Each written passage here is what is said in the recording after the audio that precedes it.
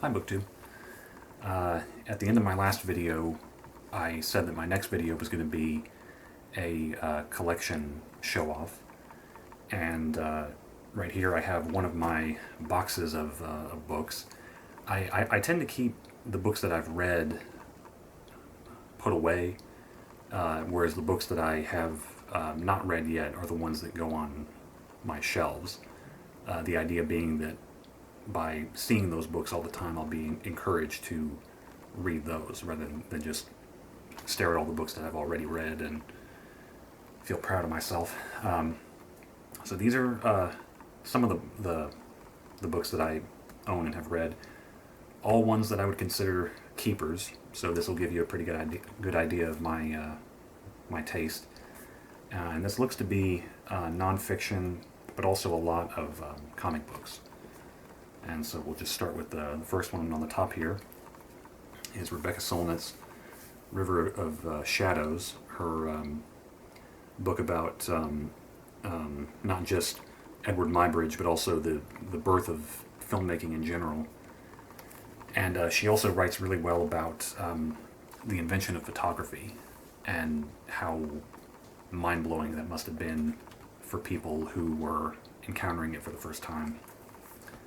I have 4 here, I think, from the comic artist now known as Dino Avalon. He was born Al Frank, but did most of his publishing as Casanova Frankenstein. This is a selection of his sketchbooks, one of his graphic novels, or graphic memoir rather, How to Make a Monster, which is actually drawn by Glenn Pierce. The Year I Lost My Mind, also drawn by Glenn Pierce. This is just like a one-shot. And the big one, The Adventures of Tad Martin, the character that Dino, I guess, drew a lot of in the 80s, 90s, 2000s. His work is pretty dark, and he has a kind of like a jagged, really striking art style. It kind of reminds me of Johnny the Homicidal Maniac. You fans of indie comics will probably know what I'm talking about. Although I think Tad Martin comes before Johnny. At least started before then. Next up we have Dreyer's English.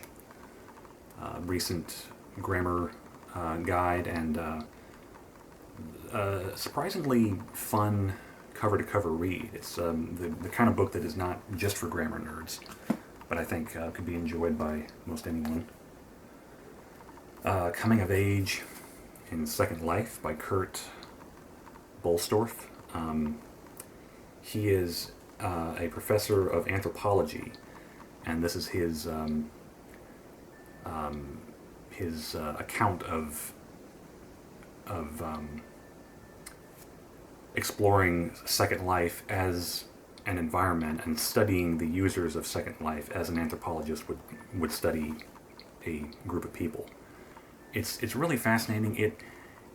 I don't know that much about Second Life. I thought I did, but then I realized that the documentary that I watched recently was about VR chat rather than Second Life. And when I talked in my BookTube newbie video about books that give you a vicarious experience, I'm talking about things like this, because this book gives you the experience of being on Second Life in 2004, 5, 6, 7, when it was still new territory.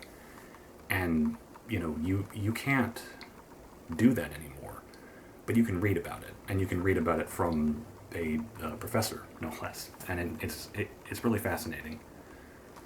We have a couple from Bret McCormick, who's better known as a director of low-budget horror movies, most famous of which being The Abomination from 1980, 85, 86. And he put together this book, The Abomination book, which is a collection of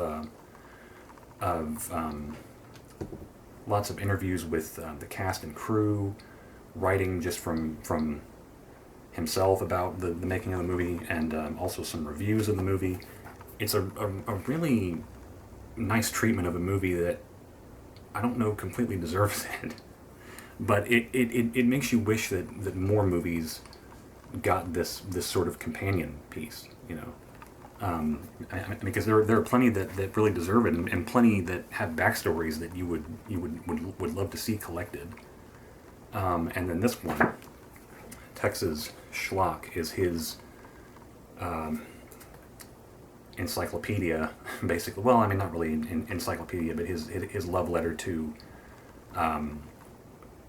B and C and D and Z movies shot in Texas, and lots of interviews with the filmmakers themselves.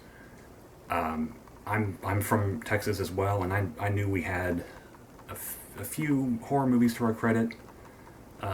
Texas Chainsaw Massacre, of course, The Town That Dreaded Sundown, Manos, The Hands of Fate, I believe.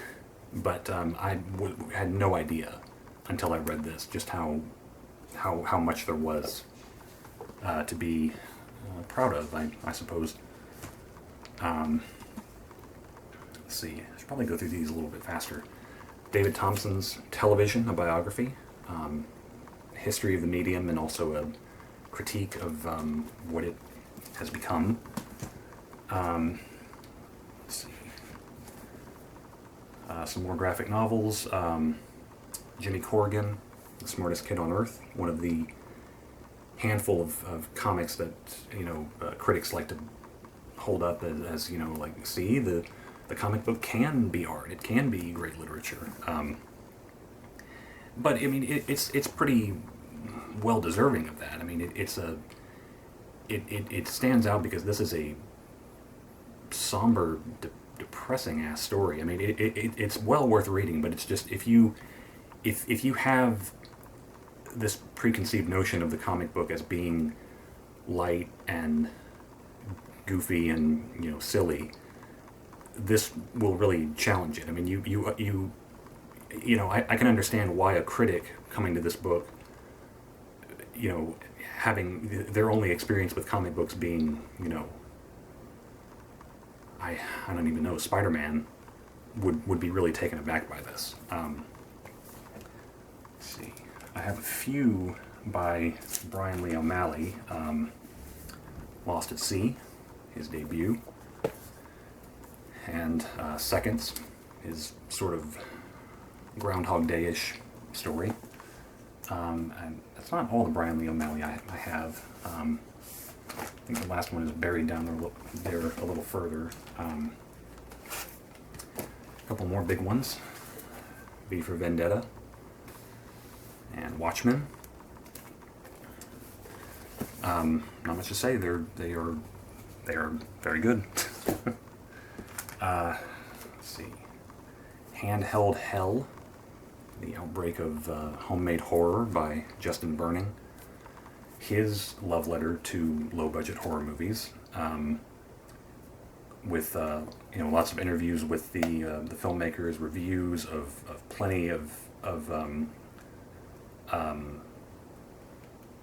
you know, 16 millimeter and 8 millimeter and shot on video horror movies from the 80s and 90s. He also weaves in a lot of, or not a lot, but he weaves in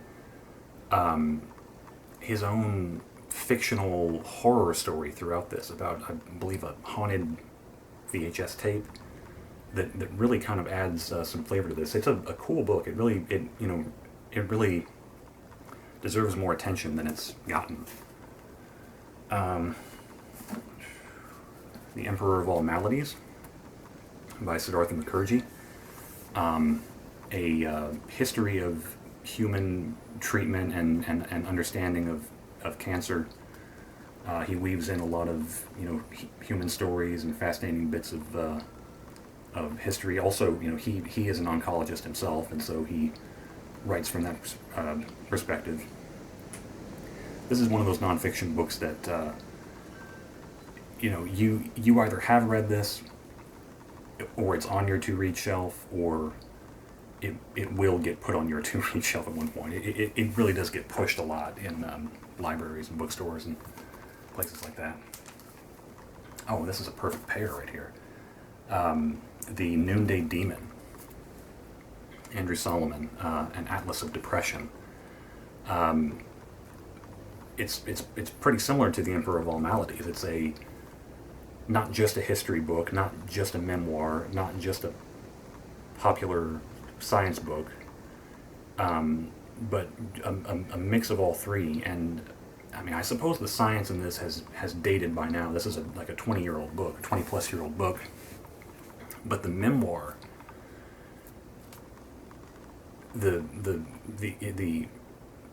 just the soul-bearing, uncomfortable depths that Solomon plunges when he is describing his own struggle with depression is a reading experience that the likes of which you have probably never had before.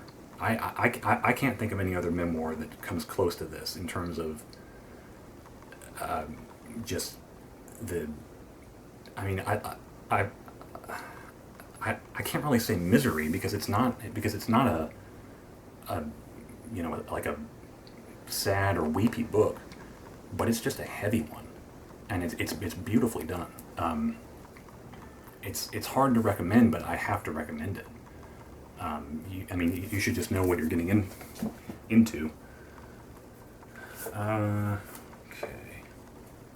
Hicksville by Dylan Horrocks. This is a graphic novel that I read in my first wave of reading a bunch of them. I read this pretty shortly after I read Mouse and Watchmen, Blankets probably.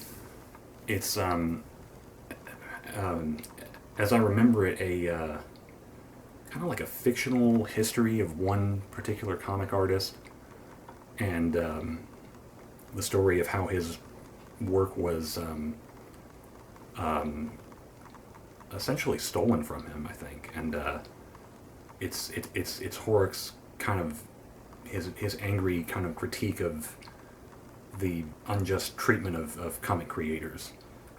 And I got the sense reading it that I would probably appreciate it more the more comics I read and the more I learned about comics as a medium. So that's why I've kind of held on to it, is because I want to reread it someday. Okay, here is the last of my Bryan Lee O'Malley. This is Scott Pilgrim, the Color Collection.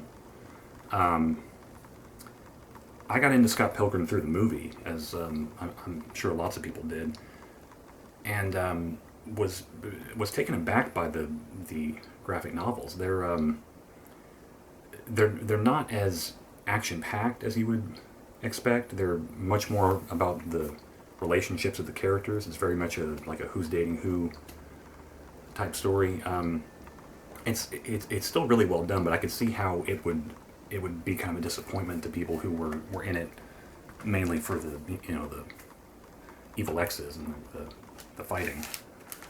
One is wrapped up. This is the complete Eightball by Daniel Clowes, which includes Ghost World and Like a Velvet Glove Cast in Iron, and pretty sure Caricature is in there. That's one of the big bricks, one of the crown jewels of indie comics. Okay, I have a couple by Harvey Pekar, American Splendor. Well, this is a couple itself. This is the first two anthologies of American Splendor. Rosie got to this one. I don't know if you can see that. And then I also have the new American Splendor anthology, which Rosie also got to. She is not a fan of downbeat autobiographical comics. I think a little bit of Harvey Pekar goes a long way. It's not the kind of thing that you want to binge read, unless you just happen to share his outlook on life, and really, find yourself on the same wavelength as him. And then I have 5 volumes of the complete Crumb comics. Volume 4, Mr. 60s. Volume 6, On the Crest of a Wave. Volume 8, The Death of Fritz the Cat. Volume 16, Jelly Roll Morton's Voodoo Curse. And Volume 17, Cave Wimp, one of his more memorable later stories. I'll do a Robert Crumb video someday.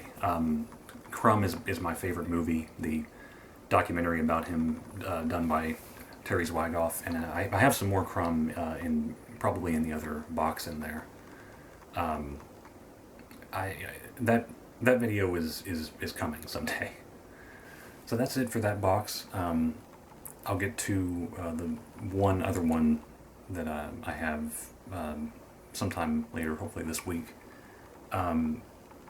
I like these kinds of videos. I like book collections, movie collections, CD and vinyl, comics. I like seeing nerds talk about their stuff. And it feels good to finally put my own bit of that out there onto YouTube. So I hope this finds the right audience. And if you have found it, I appreciate your viewership, and I hope you stick around for more. I'll try to keep them coming. So thank you, BookTube.